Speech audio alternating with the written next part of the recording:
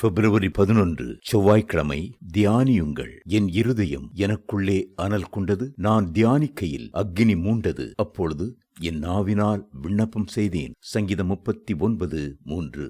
தியான வாழ்வே நம் ஆத்துமாவுக்கு சத்துணவாய் விளங்குகிறது. நம்முடைய சரீரத்தை நலமுடன் காத்துக்கொள்ள நல்ல உணவு அருந்தே பலத்துடன் விளங்குகிறோம். ஆனால் ஆத்துமாவிலே பலன் வேண்டுமானால் வேத வசனங்களே சத்துணவாக விளங்குகின்றன.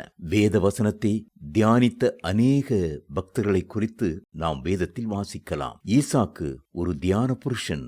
மாலை நேரமாகும்போது தனிமையாக நடந்து சென்று கர்த்தரை குறித்தும் அவருடைய வாக்குத்தத்தங்களை குறித்தும் தியானிக்கிற வழக்கத்தை கொண்டிருந்தார். அதற்கு அடுத்தபடியாக மிகப்பெரிய தியான புருஷன் என்றால் அது தாவீதுதான். கர்த்தருடைய வேதத்தில் பிரியமாயிருந்து இரவும் பகலும் அவருடைய வேதத்தில் தியானமாயிருக்கிற மனுஷன் பாக்கியவான் என்று அவர் எழுதுகிறார். சங்கீதம் 1:2.